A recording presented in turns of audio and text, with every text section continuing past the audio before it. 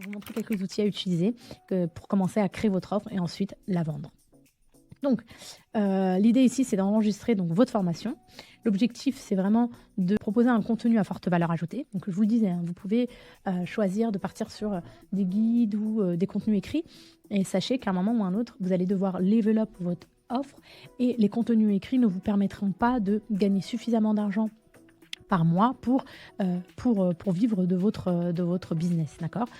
Pour level up, il va falloir proposer du contenu à forte valeur ajoutée comme des vidéos. Et psychologiquement, les vidéos, vous pouvez vendre vos contenus beaucoup plus cher, d'accord. C'est pour ça que l'idéal, c'est de commencer par les vidéos. Même si vous n'êtes pas à l'aise, lancez-vous. Moi, je suis quelqu'un, je suis vraiment pas du tout à l'aise avec les vidéos. Mais une fois que vous êtes lancé, que vous avez fait votre première, deuxième, troisième, quatrième vidéo, ça va aller très vite et vous allez voir, en fait, vous n'allez même pas vous rendre compte, mais vous allez être de plus en plus à l'aise, d'accord. Idéalement, comme je disais, donc, c'est de faire 25 minutes par chapitre. Vraiment, l'idée, c'est de ne pas faire 1 heure parce que vous perdez. Les gens ne passeront pas à l'action. Ils vont retenir. Généralement, les personnes ne retiennent que 8 à 14% de l'information. Et là, si vous faites vraiment des sessions courtes et qu'à la fin, vous leur proposez vraiment de passer à l'action, ça va être vraiment quelque chose à très forte valeur ajoutée.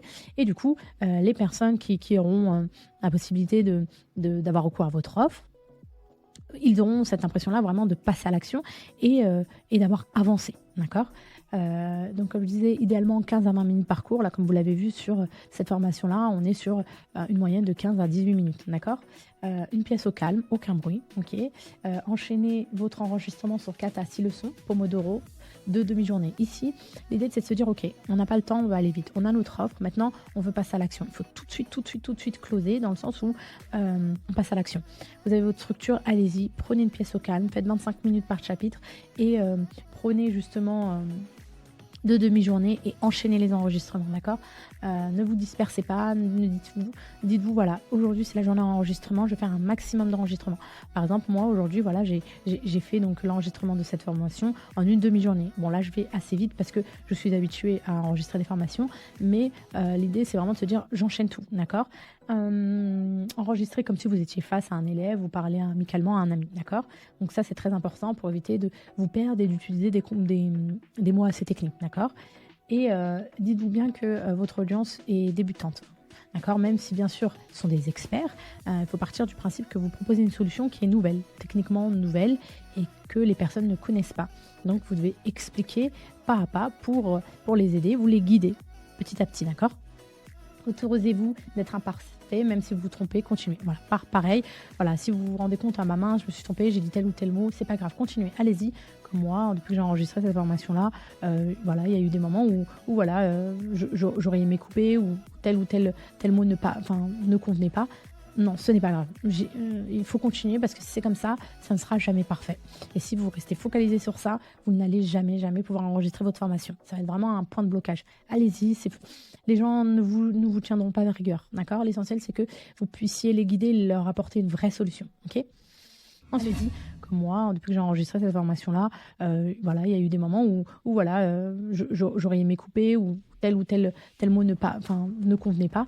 Non, ce n'est pas grave. Il faut continuer parce que si c'est comme ça ne sera jamais parfait. Et si vous restez focalisé sur ça, vous n'allez jamais pouvoir enregistrer votre formation. Ça va être vraiment un point de blocage. Allez-y, les gens ne vous tiendront pas de rigueur, d'accord. L'essentiel, c'est que vous puissiez les guider et leur apporter une vraie solution, ok. Ensuite, alors la partie la plus intéressante, les outils. Donc, vous avez plusieurs supports, d'accord. Comme je vous le disais précédemment, vous avez le mind map, le slide. Slide, vous pouvez le faire sur Google Slide, vous pouvez le faire sur PowerPoint, ou tout simplement vous pouvez le faire sur Canva. Canva qui propose, vous avez tout simplement la possibilité de, de créer vos slideshows, et ça c'est super intéressant, créer un slideshow. Vous avez déjà des templates déjà pré-remplis, vous avez juste à ajouter votre titre, votre texte, et ça va aller très vite. Et généralement, c'est très pro. C'est vraiment fait par des professionnels, des designers, et pour le coup, voilà, ça vous évite vraiment de passer des heures et des heures sur la mise en page. Donc, filmez votre écran. Alors, vous avez possibilité, donc, soit vous filmez votre écran navigateur, comme là, je viens de le faire, avec Zoom, avec Loom, pardon. Vous avez plusieurs outils, hein. Il y a Zoom aussi, hein, qui vous permet de le faire. Moi, j'utilise Loom. Voilà, c'est pratique, c'est très bien, Loom. Ou sinon, vous avez la possibilité, si vous avez une caméra et que vous avez le matériel pour un tableau blanc, et là, vous expliquez, vous parlez directement, vous écrivez sur le tableau. C'est vous qui voyez, ou sinon, vous avez la possibilité aussi de le faire par tablette. Vous enregistrez votre tablette et là, c'est pas mal, Explain Everything. Alors, attendez, Digital Whiteboard, Explain Everything. Donc là, c'est bien, vous avez la possibilité de le laisser gratuitement. Et puis là, vous pouvez vous filmer et puis écrire sur votre tablette. Ça, c'est pratique. C'est un petit peu comme Loom, Canva. C'est assez simple d'utilisation. Vous avez une version gratuite. Donc ici, vous allez pouvoir reprendre de toute façon ce PDF. Vous pourrez le télécharger, je vous ai mis les liens. Donc sur le support, une fois que vous avez choisi votre support, vous allez pouvoir passer à l'enregistrement. Donc l'enregistrement, vraiment, ne vous prenez pas la tête, allez-y. L'idée, c'est vraiment d'avoir au moins un bon micro. Et après, bon, pour la caméra, si vous n'avez pas tout de suite investi sur une bonne caméra, ce n'est pas grave. Votre smartphone pourra faire l'affaire. C'est très très bien. Il y a des smartphones qui enregistrent encore mieux qu'une caméra. Donc, pour commencer, ne vous mettez pas la barrière de je n'ai pas le matériel pour. Non, allez-y, foncez, faites avec votre smartphone si vous n'avez pas, ou avec votre webcam ordinateur. Et par contre, si vous pouvez investir sur un micro, je vous ai mis des micros, marques de micros qui sont pas mal, qui sont pas chères, et au niveau qualité-prix, c'est vraiment top. Sur les enregistreurs, donc je vous ai mis plusieurs. Donc comme je vous l'ai dit, moi c'est Loom que j'utilise. Voilà. Vous avez Loom, vous avez CleanShot aussi sur Mac, QuickTime Mac. Vous avez aussi Camtasia.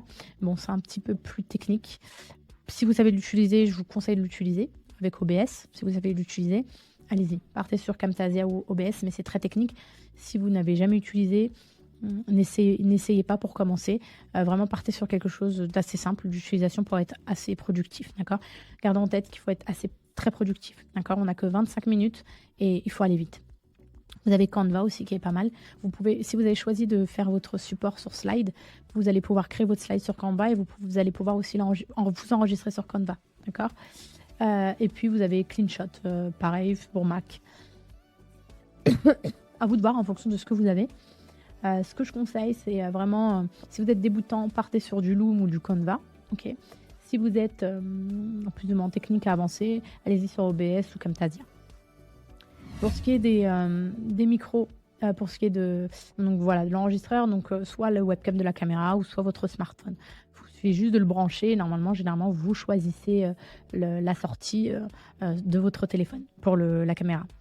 Pour les micros, vous avez donc soit le téléphone ou l'ordinateur. Si vous êtes dans une pièce calme, ça pourra faire l'affaire. Mais sinon, je vous conseille donc d'investir sur un micro-cravate. Par exemple, vous avez celui-ci qui est pas mal sur Amazon. Donc ça, on est vraiment sur des micro-cravates Rode d'excellente qualité. Vraiment bon. Après, c'est vrai que pour un micro-cravate, 64 €, ça fait un peu cher. Mais si vous devez vraiment investir, que vous voulez vraiment créer une offre de qualité, vraiment... Quitte à investir, investissez au moins sur l'audio, d'accord ? Donc vous avez sinon vous avez le Tonor qui est pas mal aussi, qui est à moins de 50 €. Bon là, il a un petit peu augmenté, mais il est pas mal du tout. Tonor microphone USB, il est très très bien. Pour 69 €, vous avez la possibilité d'avoir un vrai micro professionnel. Bon, c'est pas le top du top, mais pour commencer, il fait amplement l'affaire. Et enfin, vous avez le Sony n'est plus disponible, mais sinon en plus haut de gamme, vous avez justement le... Alors attendez. Ah, voilà. Vous avez le Shure MV7, c'est celui que j'utilise, qui est pas mal du tout.